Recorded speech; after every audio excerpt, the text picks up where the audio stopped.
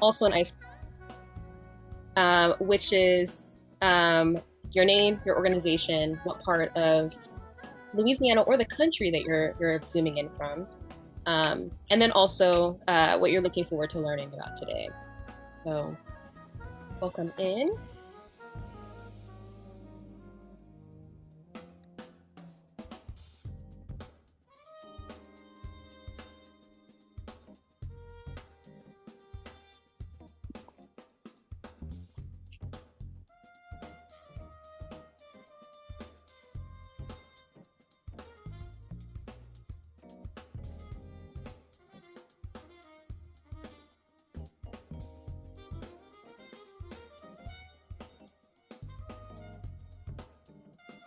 Welcome in for those of you who are just now joining in the chat. If you could just share your name, your organization, where you're zooming in from, and then what you're learning, what you're interested in learning about today.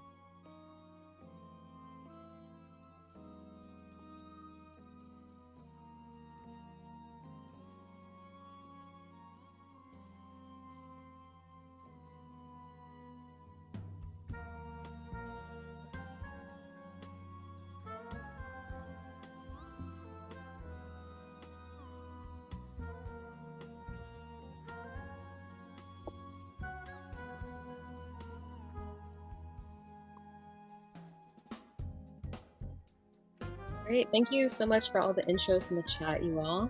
I think we're gonna go ahead and get started here. We have such a robust agenda today, so we wanna make sure we get through everything. All right, Anna, if you don't mind cutting the music and we'll go ahead and get started.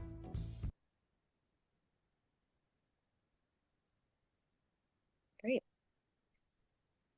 Thank you. Please continue putting in your intros into the chat as you wish, and we'll continue to get started. And we'll also be monitoring the chat for any questions that you all have. We will have a Q&A at the very end. So if you have any questions, feel free to pop them in there and we'll monitor for them. All right, let's go ahead and get kickstarted. Anna, if you don't mind, to the next slide, please. All right, well, I'm going to start us off by introducing our members of the policy team this morning. So we are a small but mighty team of four. Our policy team is made up of Jessica Dandridge-Smith, who most of you are familiar with as our executive director, Anna Wynn, who is our deputy director, myself, who serves as state policy coordinator, and Alexander Miele, who serves as a water resources and testing program coordinator. So that's who we are. That's who we're made up of. Next slide, please, Anna. And now that you all know kind of like who we are as a team, for those of you who aren't familiar with this, I just want to give a brief overview of who we are as a wider organization. So the Water Collaborative is a local nonprofit who is based here in New Orleans. We focus on community-driven policy solutions with a goal of championing water as a human right. And we do so via representing policy and research, advocacy through state governance and federal governance, and then also through targeting those art and culture experiences. So we represent the entire state of Louisiana, and we specifically like working on water quality, access, affordability, and climate change adaptation and mitigation, and do so through 6 different kind of key programs across the organization. Next slide, please, Anna. All right, so I want to also get started with just going over what the Water Collaborative looked for during this year's legislative session, what kind of like our key target points were. So next slide, please. This year, we tracked 6 very important and key focus points from this session. So over the entire session, there were over 1,300 bills that were proposed and 900 that were passed, whether they were signed by the governor or they were passed without the governor's signature. So ourselves, the policy team, alongside 3 amazing legislative interns, which if any of our interns are here, please give a virtual wave. We tracked over 50 bills that were related to water and climate. So of those bills, we focused on legislation that covered the Sewage and Water Board of New Orleans, water infrastructure, whether that's drinking, wastewater, stormwater. We also tracked bills related to homeowners and flood insurance, along with funding for water management, state governance, and energy changes. Next slide, please, Anna. All right, so in addition to a little bit of like what our actual focus points look like, I want to get into some of the data that we collected as well. So overwhelmingly, most of the bills that we followed of the 54 total came from the House, while the other 14 came from the Senate. Next slide, please. And then most of the bills that we tracked were actually enacted and became law, again, whether they were signed by the governor or became law without. While the secondary number kind of fell off by dying in committee, which we'll get into a little bit later as well. Next slide. All right, and I'm going to pass the mic over to Alex to introduce today's panelists, and then we'll kind of kickstart a little bit of the conversation. Thanks for that, Kennedy. We have five very special panelists who are so amazing that I had to shorten their bios, so please excuse me if I left anything out from your amazing careers. We have Rebecca Mowbray, who has served as the president, CEO, and Samuel Zimmeray Chair in Research Leadership at the Bureau of Governmental Research, BGR, since January of 2022. At BGR, she works to make local governance more effective, transparent, accountable, and responsive to citizen needs.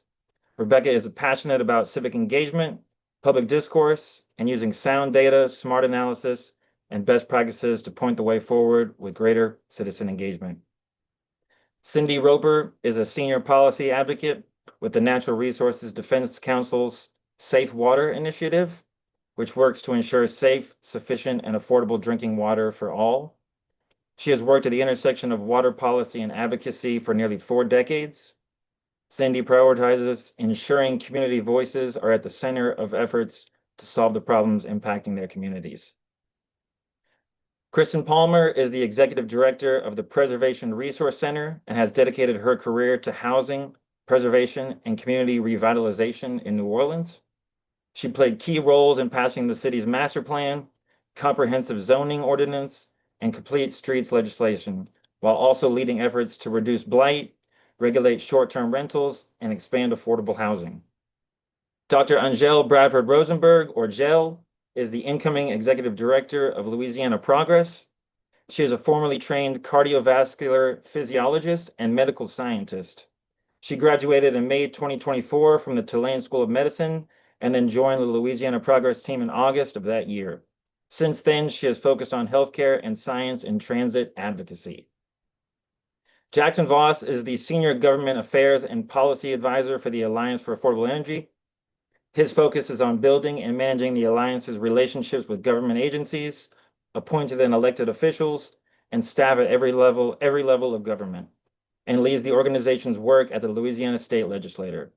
Before joining the Alliance, Jackson has worked as a policy analyst for Invest in Louisiana, the Kathleen Blanco Public Policy Center, and the United States Senate. Please help me giving a virtual round of applause for all of our panelists. And now back to Kennedy. Great. Thank you so much, Alex, for that introduction. We have a wonderful panel of experts for today. So let's kick it off to the next slide then. Please, Anna. I'm going to start off with our first topic, as I mentioned, which is Sewage and Water Board of New Orleans. So this year, we had really one standout bill that came from Sewage and Water Board that passed, which is House Bill 1243, which was enacted without the governor's signature. This essentially gives the New Orleans City Council regulatory authority and oversight of the Sewage and Water Board. So now the City Council has a bit more power for local ordinances. So Rebecca, I'd like to hear your thoughts on this legislation, and then also how it will impact both the Sewage and Water Board and then also the City of New Orleans in the long term. Sure. Thanks for that question. This is not just a little change. This is a ginormous change. This is there's a lot yet to be worked out. So, we can't declare victory. There's a lot of things to work through. However, this was a very creative piece of legislation that solved one of the real problems that have always dogged the Sewage and Water Board, and that is that it was created in state law, and if the accountability over the organization was very diffuse. What this did was basically said that the city of New Orleans could take over any functions that are spelled out in state law in the Sewage and Water Board. So it was kind of a magic sleight of hand way to bring it under local control.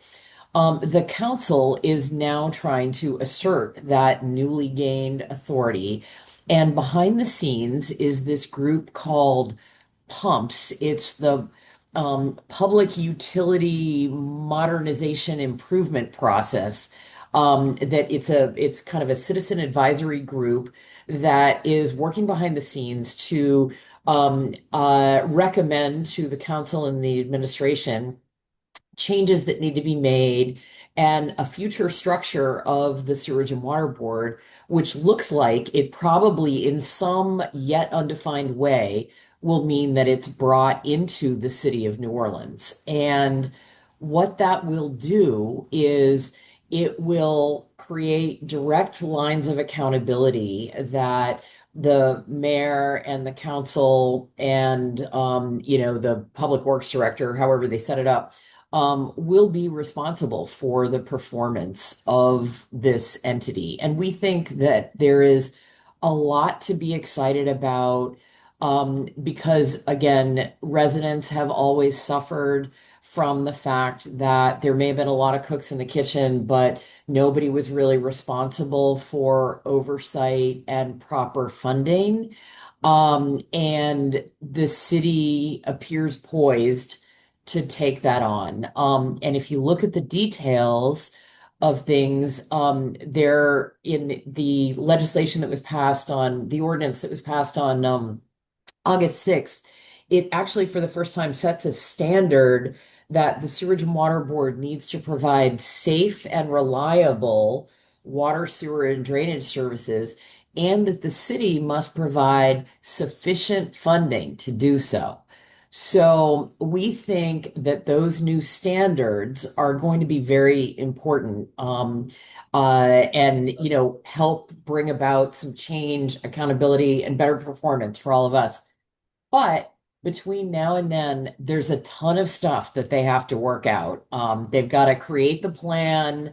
And in this case, they're really, asserting their authority as they're making the plans. And they haven't yet articulated exactly what the destination is.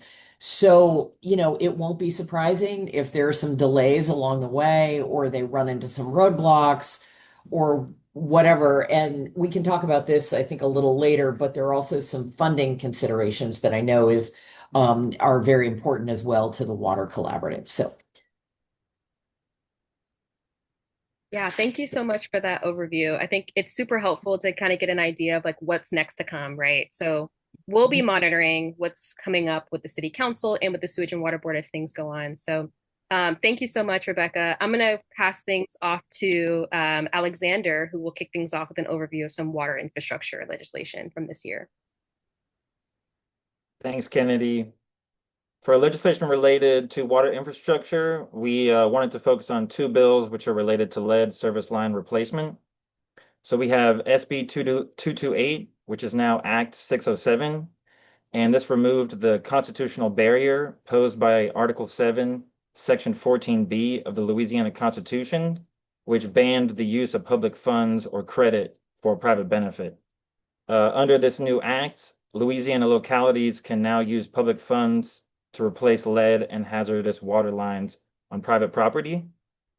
And then SB 268, which is now Act 957, allows Louisiana municipalities to pass a local ordinance which gives city workers or water system employees the legal right to enter private property to replace lead service lines.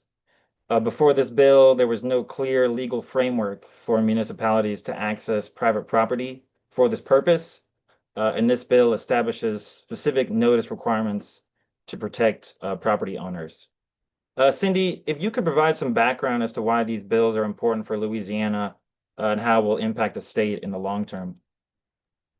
Absolutely. Thank you so much for the opportunity to be here, but also to be part of the conversation around these remarkable pieces of legislation that have been, at least one of them is pending before the voters, but it made it to that point, it's very important. And the other one has become state law.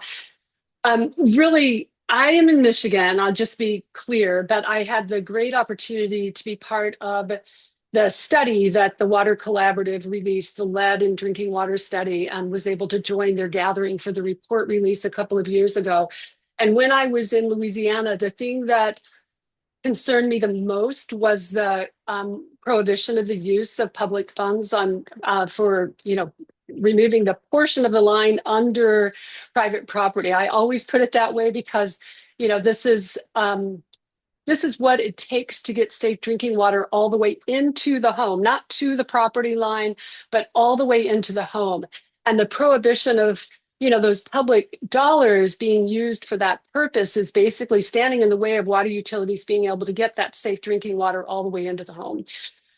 So this was the number one concern I had when I left 2 years ago. And here you are, you've got this ballot question that's going to be before the voters. And I'll get back to what can be done about that. But, basically this is very important. And access to homes, as I work on lead service line replacement, not just in Michigan, but in many communities throughout the country, this is a concern, uncertainty that a lot of the water systems have in terms of how are we going to do this, and giving the municipalities the ability to pass their own ordinance regarding access to homes with all the proper notification and related requirements is incredibly important. So I will just stop there if that is okay, and I can defer other points to the questions. But great work. I'm just so happy. And I do think the Water Collaborative and its partners who have worked so hard to elevate this issue of lead in drinking water deserve a lot of credit for getting to this point. Thanks so much, Cyndi, for that insight. We really appreciate it. And I'll pass things back to Kennedy for our next section. Wonderful. Thank you. Yeah, thank you, Cyndi and Alex. So on to our next topic, which is insurance. This year, it seemed to be a big focus on both homeowners and flood insurance reform from our legislators. The two standout bills that were related to homeowners and flood insurance that we tracked were House Bill 467, which would have mandated that parishes within coastal flood boundaries require all new residential homes built after January 2027 to be constructed with roofs up to the current fortification standard. On the other hand, Senate Bill 299, which unfortunately also died in committee, would have allowed nonprofit organizations to help homeowners cover their remaining costs of fortified roof installations, in addition to the current state grant, which is Louisiana Fortified Homes Program. So I'm going to pass things off to Kristin. I'd love to hear your take on this legislation. And then also, obviously, both of these bills did not pass. So what they could have done for Southeast Louisiana communities if they did. Thanks so much for having me. These are actually, well, one of them is actually a very important piece of legislation that could have been very important to the state and especially to New Orleans. When we talk about New Orleans right now and the issues that are facing us, one of the greatest threats, right, is affordability. And affordability in housing is directly linked to our rising insurance rates.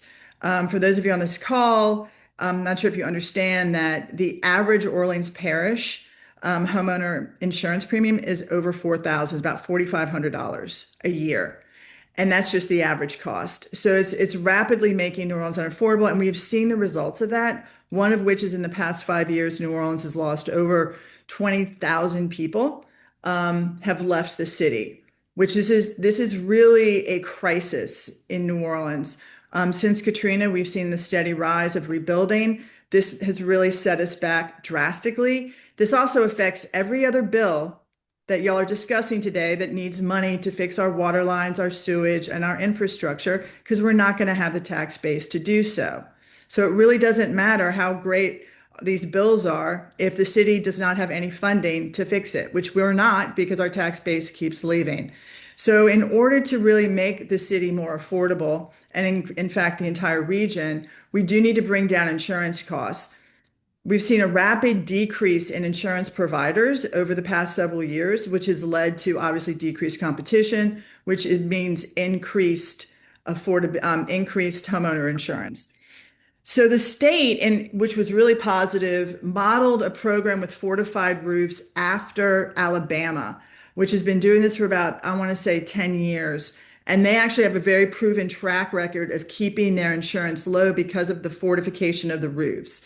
And so Louisiana started with a fortified roof program, which basically gives grants out to X number of people. As long as you apply, there's no income, barrier, et cetera. And that has shown that it's really hyperdrived people installing fortified roofs. So Representative Amy Freeman's bill would basically say that any new construction roof would have to be to the fortification standards, which I think is a fantastic idea. We saw after Katrina, New Orleans led the way, Orleans Parish led the way in really changing our building codes. And so really it's not that big of a jump to do a fortified roof. We already do hurricane straps, et cetera. So this was really not a huge lift within the construction industry. You're looking at anywhere between maybe $3,000 to $5,000 more potentially for a fortified roof. But on average, it can decrease your insurance rates by over 20%, which over 5 years you're getting your costs back for doing this. I can only imagine who the people were that killed this bill in committee. And it was probably the construction industry, which would be a shame considering I'm also a member of HBA as a contractor. I think it's very short-sighted of them, of anybody who was fighting this bill, but hence we lost it. I do think this would have been a great impact in New Orleans and the region, quite frankly, to get as many of these roofs as possible. Now, the second bill that died in committee, I'm not so sure. I can read it and see what the intent was. It would have ensured that the state could not block nonprofits from providing this assistance. We're already doing that at the PRC. So the Preservation Resource Center, we received about $125,000 for money for gap funding for recipients of the Fortified Roof Lottery Program. So we're already doing that. So I'm not quite sure why there was a need to put this bill out there. So we've partnered with LDI, which is the Louisiana Department of Insurance. And what we're doing is they're sharing the information of people in Orleans Parish that received the lottery, which is $10,000. And what we're doing is we're further certifying to make sure that they're low income. And then we are doing that gap funding. So some of the gaps are like $1,000, $2,000. Some are up to $5,000, maybe a little bit more. And what we're doing is we're ensuring that low income folks that receive the lottery can actually use it and can afford to put on a fortified roof. This is very important, and I'll tell you why. Because what brings down everybody's insurance costs is a concentration of fortified roofs within that municipality, right? So if one person in Orleans Parish who received the lottery cannot afford it, that grant goes back into the pot and it's not guaranteed to stay in Orleans Parish. You could go to another outlying parish. So it's really imperative for Orleans Parish and for all parishes, quite frankly, to find these pots of money that allows us to ensure that all of our homeowners that are in need can also get a fortified roof. Great. Yeah, thank you for that insight. Kristin, I appreciate your kind of overview as to how these bills will work moving forward, and then also the purpose too, right? So I'm going to pass things back off to Alexander to kick us off with some bills related to state governance. Thanks, Kennedy. State governance saw many challenges during this year's legislative session. And for the sake of time, we're just going to discuss two that kind of stood out. HB 861, which is now Act 571, abolishes several state boards, commissions, task force, and advisory bodies that are inactive, obsolete, or no longer carry out their statutory responsibilities. These include several entities related to natural resources, floodplain management, coastal restoration financing, and rural water infrastructure, as well as commissions focused on criminal justice, taxation, housing, parks, and healthcare. And then there's also SB 384, which was actually vetoed by the governor, which would have created the Pilot Innovation Hub program, which would have allowed any Louisiana parish or political subdivision to establish a hub to test and validate and deploy innovative technologies that address public challenges such as flooding, water management, infrastructure, coastal restoration, energy resilience, and other public needs. Jill, would you mind getting into how this current legislation would impact Louisiana, and if there's time, possibly how this vetoed bill could have potentially impacted us as well? Yeah, can you hear me okay? Because I feel like it's kind of loud. Okay, okay. Because I'm in a You're coffee great. shop and I'm very panicked about what that means for sound.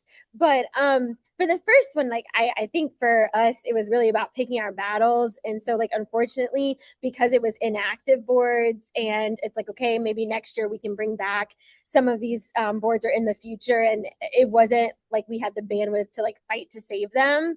And so that just went by the wayside. It wasn't really a priority bill. But as far as the second one, I think the hard part about the pilot innovation hubs is we've seen like sandbox legislation and similar legislation in other states where it's kind of like a lawless kind of environment that exists. And so it's kind of good and bad that this was vetoed. This was ultimately vetoed because it was in conflict with public bid law, and it would have allowed for like just one source to be able to access the contracts.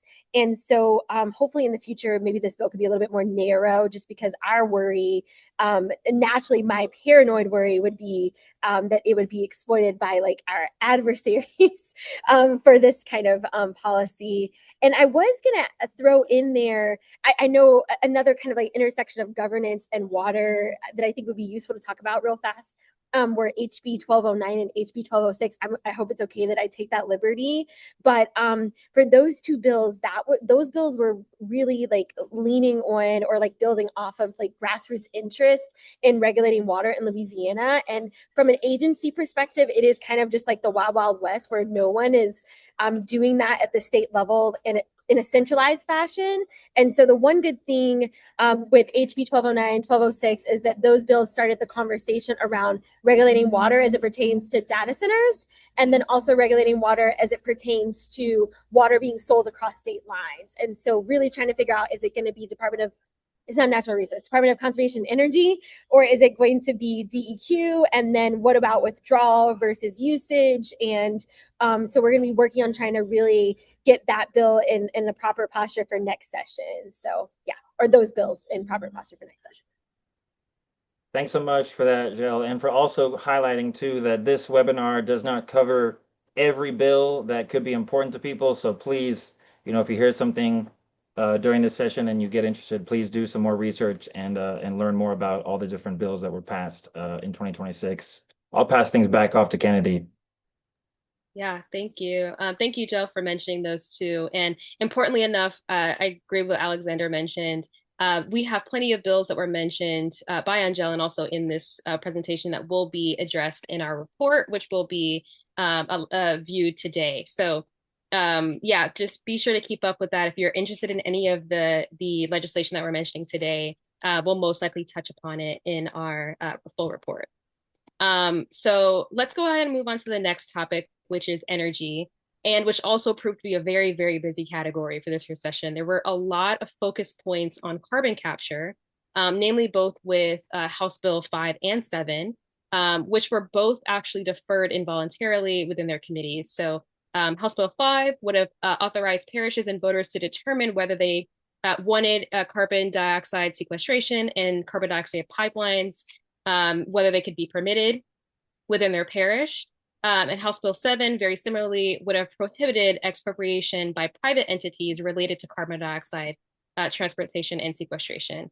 On the other hand, House Bill 922 focused on data centers and would have ensured that household utility customers would not have to pay for any utility costs directly or indirectly associated with data centers. So I'm going to pass things off to Jackson. It seemed like the regulation piece of these bills weren't very popular. So I'd like to hear your take on what this legislation could have done for Louisiana communities if it did pass. Yeah, absolutely. Thank you, Water Collaborative, for hosting this and having us. Just really quickly, for those who don't know, the Alliance for Affordable Energy, we are a consumer protection and advocacy organization that have been advocating on behalf of Louisiana's ratepayers at the Public Service Commission and the New Orleans City Council around utility issues. But we also work on issues concerning CCS and data centers because of their eventual impacts on ratepayers in Louisiana. And so a lot of our work at the state legislature does focus on these types of issues. Um, First, I would say, obviously, I think Kennedy, you alluded to this. These were both bills, actually, all three of these bills attracted a lot of public attention. I think a lot of people showed up at the legislature to speak out in support of these bills, and very few people spoke in opposition to them. In fact, I think the only opposition to these were from industry itself, which is not unusual in these cases. And so you have hours of public testimony, people telling them, we want these bills to pass. We want people to have more local control over these issues. We want to slow down these investments in things like carbon capture and data centers because of the questions that we still have as a community, as people that are going to be impacted by these investments, and how they will affect us. And as often happens at the state legislature right now, those people go unheard and have these bills passed on, despite the vast amount of opposition shown. So I think to just kind of talk about what's a little bit interesting about these things, and we've seen this happen for the last few years, the growing opposition to carbon capture around the state from both environmental justice advocates and communities in the river parishes to expand towards Southwest Louisiana, other communities that have not normally engaged in these kinds of fights. Um, the fact that Mike Johnson, who is the Speaker pro temp of the state legislature, the state house, introduced these bills is very interesting. He represents sort of the central Louisiana area. It's become a bit of a hotspot for opposition to CCS now, and I think we're seeing that begin to trickle up to the elected officials in that area where they're becoming concerned because their constituents are so concerned. So I think Kennedy gave a good overview of what these bills would do, but I think it's important for people to know in Louisiana right now, carbon capture is treated as a public benefit, right, under the law. And the reason that's important to understand is that just like when the state needs to build a road and they can acquire your property, take it from you through the expropriation process, through eminent domain, in order to build a bridge that will publicly benefit people, that will be able to serve commerce or be able to serve a public interest. Carbon capture companies can do the same thing right now for their pipelines and for their well development. So these bills were really aimed at changing that to try to either give people more power, more say over that by letting the local community have more opportunity to weigh in, or by removing that power altogether. The data center bill, sort of a similar situation. We're seeing this, and I think everybody may have heard about what happened at the Public Service Commission meeting yesterday. Apologize, I'm trying to talk fast so I don't go over my time. But just so people know, the Public Service Commission did vote down an opportunity for us to know more about how much energy these data centers would consume, how many jobs they would actually provide from this Meta project in Richland Parish. And that subpoena was issued by an administrative law judge. They said Meta should reveal these things. These are important information for the public to know. The Public Service Commission said no. So I think that all important to know is that right now, if these are things that are concerning you, our elected officials are not sharing those concerns, and you should let them know about your concerns in this area if it is something of concern to you. So, this other bill, 922. Just want to say, really respect Rodney Schermerhorn bringing it. It was pretty blatantly unconstitutional. The legislature can't set rates. It has to be done through the Public Service Commission and through the regulatory process. So that is not something that the state legislature has any real power over. But I think it is important and good that elected officials are raising this issue and trying to make a public conversation happen about these things. And so, do was glad to see it introduced. Did have to tell people this is unconstitutional, but we like it. So I think that that's something for us to see where it goes going forward. Yeah, thank you for that overview, Jackson. It's super important to note those like little bit of nuances of this legislation. So thank you for clearing that up too. Let's move on to our last topic, which is a few bills that didn't quite fit into some of the like themes that we saw with climate related and water related, but still kind of touched on those things, which are House Bill 419 and House Bill 804. Alexander, I'll pass it over to you if you want to kind of go over the overview, and then we'll pass things on to Angelle to kind of give your viewpoint as well. Sure, of course. HB 419, which died in committee, would have limited civil liability regarding lawful greenhouse gas emissions.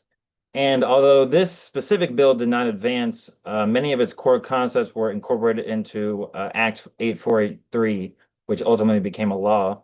And then, so talking about that, HB 804, which is now Act 843, limits civil lawsuits in Louisiana, which are seeking damages, penalties, or equitable relief for injuries, deaths, or economic losses allegedly caused by greenhouse gas emissions and climate change, which can be claimed by a person, an entity, or organization. This law establishes evidentiary standards for climate-related claims and limits liability for entities whose emissions comply with applicable permits and laws. Angelle, could you provide your thoughts on this legislation and how it could impact Louisiana? How it'll impact? Yeah, so this one ended up being the one that I think I was the most obsessed about during session. Of And course. so it kind of came out of nowhere and then it got so much traction so quickly. And even like regardless of party, so Republicans and Democrats were worried about it, but just like did not have the capacity to stop it or like mount the right talking points. And the it was frustrating because Rodney Schamerhorn like knows better and like he knows this could impact the very causes he cares about, like CCS, but like it didn't matter because it was a priority for Governor Landry, which I hope that's okay that I say that. And beyond that, it's a bill that's been moving through like Utah, Tennessee, I want to say Iowa, and a couple of others, Oklahoma. And it was an ALEC priority as well. But the bill is actually a lot worse than people realize. Like it's not just like lawsuits; it's also like if you have like an administrative hearing within the DEQ that's related to climate change, that could be stricken or like removed from the I guess the docket, whatever you want to say, because it just is related to climate change. So it's very far reaching.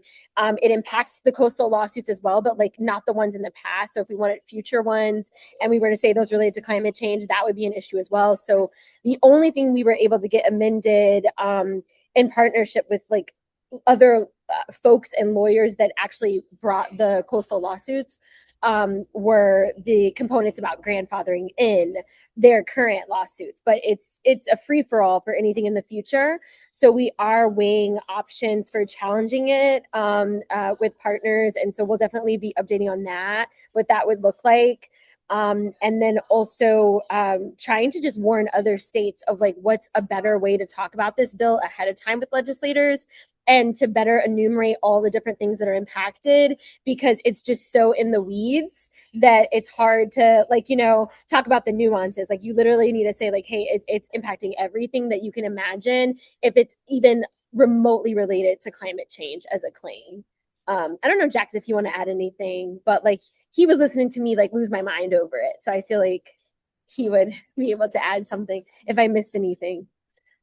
No, I didn't miss anything. I think just to say really quickly, I think there was a mistake when the slides got updated. This was actually from Brett Guyman, the chairman of the Natural Resources Committee. Oh yeah, Guyman. So I think that just want to make sure everybody does know that. I think Jell's completely right. I do think this is obviously just to kind of give really quickly some clarity to this. Why this bill came right now is because of a Supreme Court decision that came down earlier this year that essentially put an end to the endangerment finding, which allows the federal government to more rigorously regulate these things. Um, or rather, the EPA, sorry, let me back up. The EPA decided to roll back the endangerment finding during at the beginning of the Trump administration. This became a court battle, but essentially it is opened up space is the way that it's actually talked about under the law. It created space in which state governments could fill the void to be more rigorous regulators themselves, where the EPA has basically created a void. And this bill is basically in response to that saying, not only is Louisiana not going to take up that space, we're going to make it legally impossible for us to do so. You can't take up the space. If you're a citizen who feels like you've been harmed by something for climate change, you're not going to be able to file suit either. And so this is essentially, I guess the way to think about this is a tort reform for claims against petrochemical companies and other major polluters. And there was a lot of discussion. Brett Guyman kept referring to it would stop you from suing truck drivers, which not true, but also incredibly misleading in a way that I think does a real disservice. This is a huge limitation on people's rights and the rights of communities and others to bring lawsuits like the coastal restoration lawsuits, the coastal parish lawsuits that were seeking damages for what has been done. So I think to the environment. And so do you think this is a major piece of legislation? It is important. There are bills like it being introduced around the country in response to this, the endangerment finding being rolled back and other Supreme Court decisions that took place recently. But I think something for us to keep an eye on going forward. Yeah, thank you both for kind of giving your additional feedback. And also thank you for catching that typo. Absolutely no hate to Rodney. But feel free whenever we produce our report to the public to take a look at this bill and get into the deeper parts of it. So we're a little bit short on time. So in terms of our open panel discussion, I'd like to shift things to kind of like a lightning round. So if you could go to the next slide, please, Anna. Yeah, perfect. So let's give every panelist just a minute and under to answer this question, which is what water-related or climate-related issues would you have liked seen addressed during this year's legislative session? So let's start things back off from the top with Rebecca, please. Thanks so much.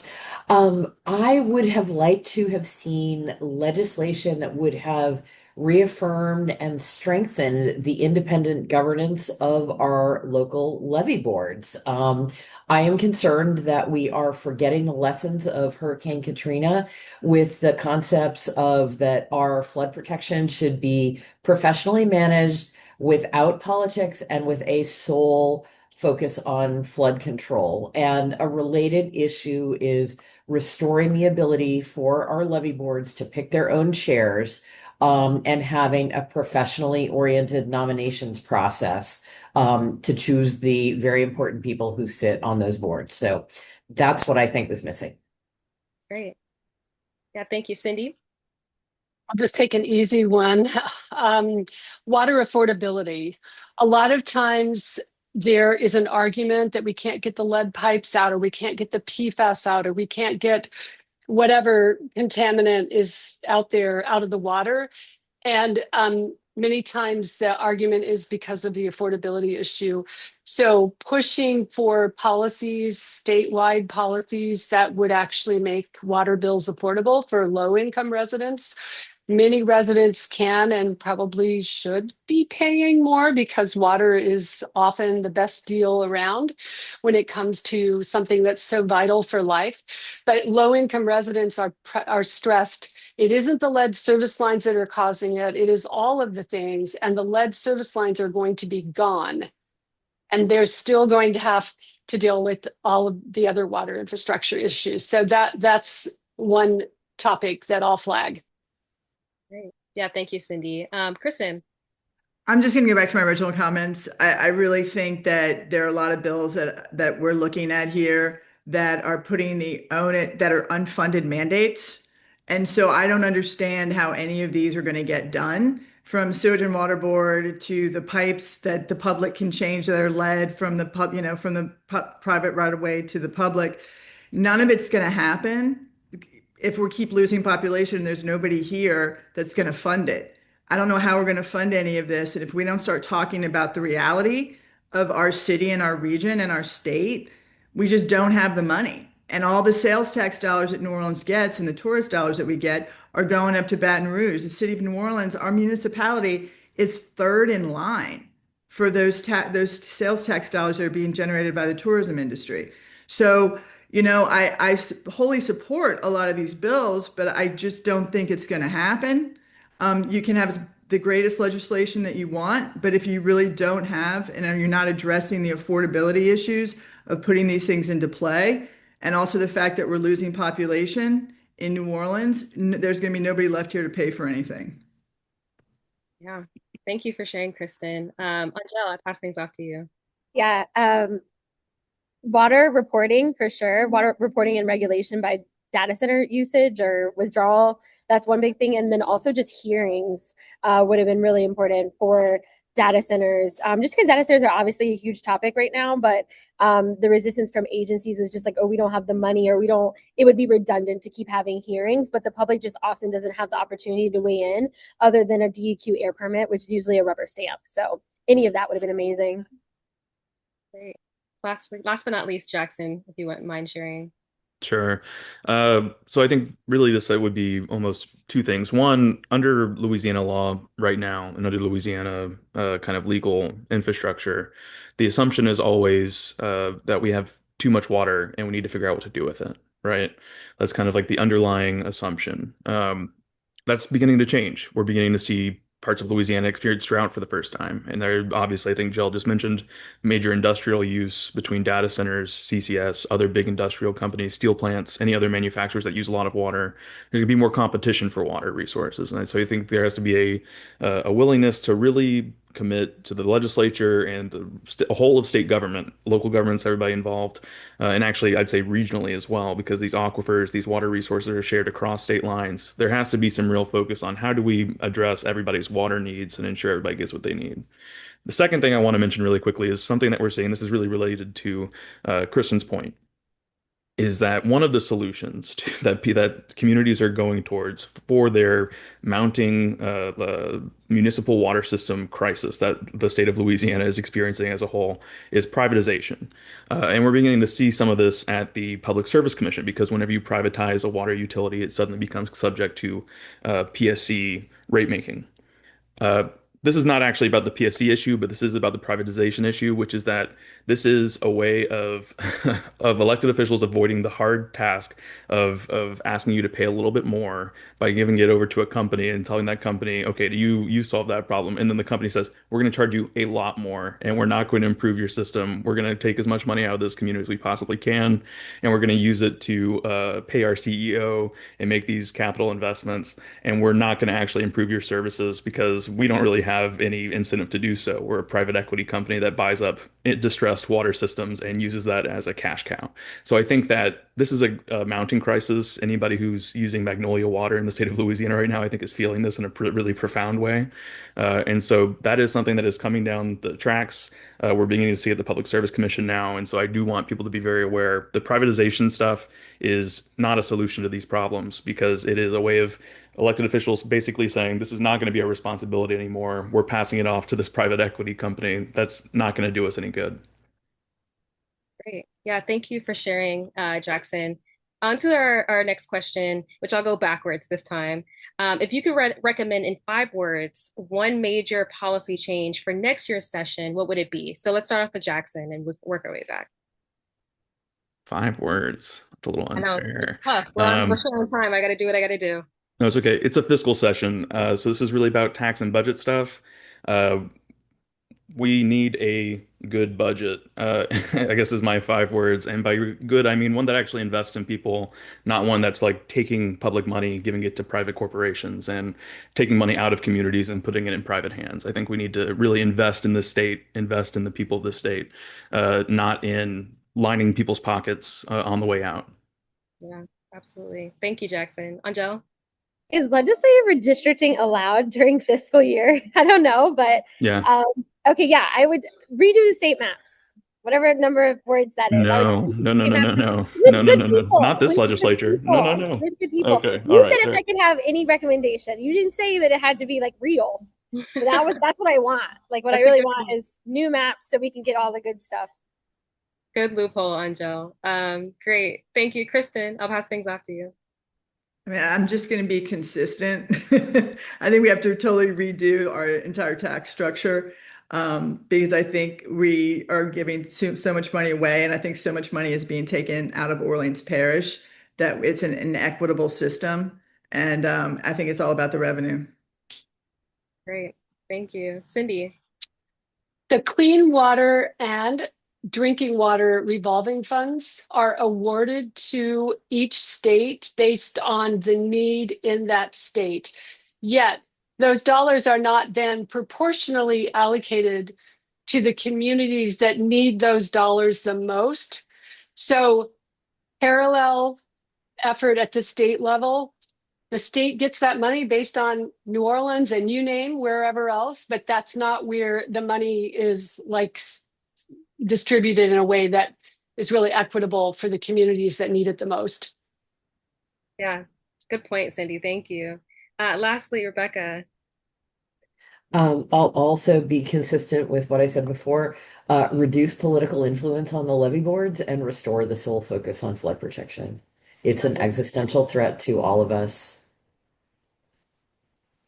Yeah, thank you, Rebecca. Thanks for sharing. On to our last question, which because of our sake of time, I'd like for our panelists to pop it in the chat if you could. But one kind of takeaway or like action that the audience can do after today's webinar, specifically how they can get involved with local and state policy changes. So as we move on, think about that and pop your answers in the chat if you could. And Anna, if you don't mind moving us along, please. Great. So obviously, this is not the very, very end of the legislation that's needed for the future, right? So I just want to make everyone known that it's important to remember that some legislation still requires your voices to be heard. So first and foremost, the Water Collaborative will be hosting this year's NOLA Water Summit on Thursday, September 17th and Friday, September 18th at the Dewdrop. We can go ahead and drop the registration in the chat for that. You'll have a chance to make your voices heard towards your local policymakers, your state policymakers, and then also just water and climate advocates throughout the state. Additionally, same thing, lead surface line replacement amendment, which was mentioned from Senate Bill 228, will be up for the ballot for you all to vote on this November. So it will be labeled as constitutional amendment number 7. So be sure to vote this November. Lastly, be sure to read the full report. It should have less typos, hopefully, fingers crossed. And we'll get into a lot more of those water and climate focused focus points that we had within this webinar, and then also just without your concerns. So be sure to read the full report on our website. We are almost at time, so I want to thank you all for joining us.